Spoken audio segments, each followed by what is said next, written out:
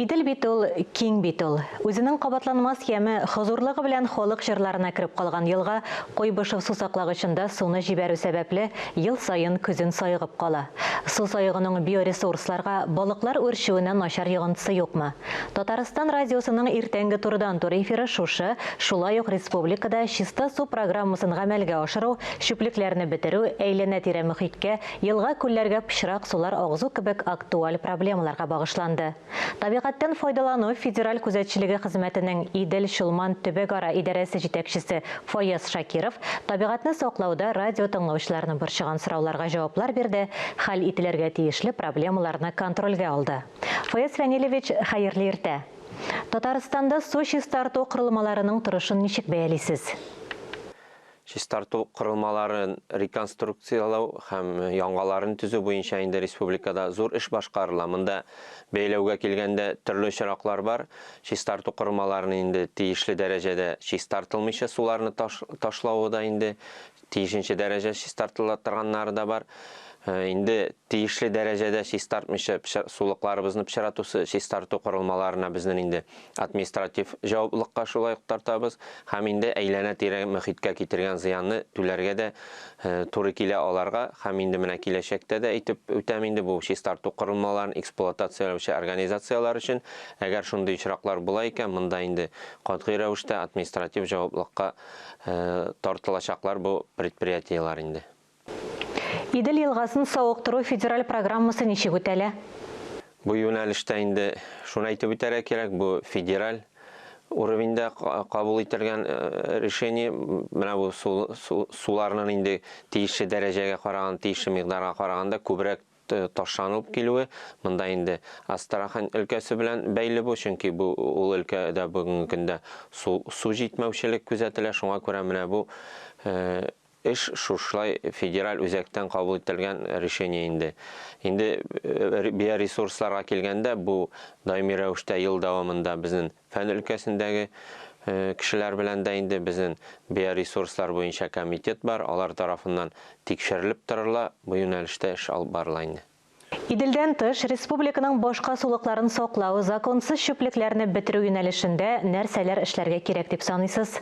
Монда инде мин икегә бүлер идем. Беренчелектән чистарту эшләре инде безнең өмәләр бу юнәлештә бик күп алып барыла, безнең гражданнарыбыз да актив рәвештә катнашалар, муниципаль районнар, предприятиелар ел дәвамында өмәләр күп үткәрелә, монда су саклау зоналары да, елгалар да һәм инде урман басу кырларында инде зур масштаблы рәвештә оештырыла аларны җыштыру буенча. Инде яз чорында инде бу санитарик айлык бик зур чара, монда бөтен экология өлкәсендәге ведомстволар катнаша, бу экология министрлыгы тарафыннан оештырыла инде. Менә бу чүпләрне булдырмау өстендә эшләү, бу инде иң беренче, иң мөһим мәсьәләдер дип уйлыйм. Бу юнәлештә инде безнең Роспотребнадзор идарәсе, менә без инде эш башкарабыз. Монда инде ел дәвамында башкарган эшләр нәтиҗәсендә барлыкка килгән калдыклары, сәнәгать калдыклары, төзелеш калдыклары буенча безгә предприятиелар ел дәвамында барлыкка килгән калдыклары буенча отчетлар бирәләр. Менә моны даими рәвештә тикшерүне оештырып, аларның һәрберсе отчетын беріп, безгә инде күрсәтергә тиеш, аларның калдыклары кая киткән. Бүген көндә предприятиелар менә тикшерү нәтиҗәсендә шунысы ачыкланып килә. Безнең бөтен предприятиеларыбыз да үзләренең калдыкларын кая киткәнен күрсәтмиләр. Ягъни ул полигонга да бирелмәгән, эшкәртү заводларына да бирелмәгән. Бүген инде безнең калдыкларны эшкәртү производстволары да бар республикада. Ягъни чүплекләр, менә чүпләр бу предприятиелар безнең елгаларда, су буйларында барлыгы киләләр. Ягъни менә бу юнәлештә чүпләрне булдырмау өчен иң элек аларны тиешле җиргә, полигоннарыбызга алып барып җиткәргә тиешләр предприятиелар иң элек. Табигатьне саклауда эшне нәтиҗәле оештырган предприятие оешмаларга да тукталсагыз иде. Иң зур масштаблы эшләүче предприятиелар итеп мин әлбәттә Татнефть җәмгыятен әйтер идем. Бу инде Танека заводы бүгенге көндә бөтен таләпләрен туры китереп, мисал өчен төзелеш объектлары башкаралар икән, алар инде тиешле дәрәҗәдә чүплекләрен чыгарып, калдыкларын чыгарып эшләләр. Бүгенге көндә инде Татнефть җәмгыяте тагы да тирәнрәк эш алып бара дип әйтер идем. Чөнки алар инде менә шушы барлыкка килә торган покрышкаларны, агач калдыкларын эшкәртү буенча инде производстволар җибәрү өстендә дә уйлап киләләр. Ягъни тагы да тирәнрәк бу мәсьәләне өйрәнәләр. Монда инде менә ачык мисалы шушы предприятиелар. Татарстанда чиста су программасы ничек үтәлә? Чиста су программасы инде бу юнәлештә безнең төзелеш министрлыгы эш алып бара.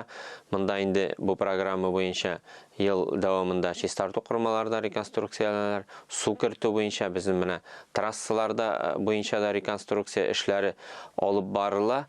Инде менә мөрәҗәгатьләр буенча инде безнең эчә торган суларыбыз чистамы дип сораулар күп килә инде. Бу юнәлештә безнең Роспотребнадзор, Татарстан буенча Роспотребнадзорның идарәсе даими рәвештә контроль дә тота бу суларны, инде эчә торган суларны анализлап тора. Инде андый закон бозу очраклары булганда административ җаваплылыкка тартып ситуацияны үзгәртү өстендә эшлиләр. Федераль күзәтчелекнең киләчәктәге төп проектлары нинди? Киләсе ел инде безнең республика буенча ул цифрлаштыру елы дип игълан ителде. Шуңа күрә инде бездә бу чарадан калышмаска тырышып, экология өлкәсендә дә цифровизацияны үткәрү өстендә эшләячәк. Без төп максат булып, әлбәттә, безнең менә шундый закон бозу очракларын булдырмау максаты тора инде. Инде яңа объектлар барлыкка килә икән, реконструкциялар үткәрелә икән, төзелеш объектлары барлыкка килә икән. Безнең идарәнең төп максаты менә шу объектларның проект документацияларын экспертиза үткәреп, аларның тиешле дәрәҗәдә эшләнүен, әйләнә-тирә мөхит таләпләрен, законнарның таләпләрен үтәлүе һәм инде бу проектлар тормышка гамәлгә ашырылгач, аларның инде әйләнә-тирә мөхиткә зыян китермичә эшләүен контрольдә тоту безнең төп максат булып тора. Фаяз Фәнилевич, әңгәмәгез өчен зур рәхмәт.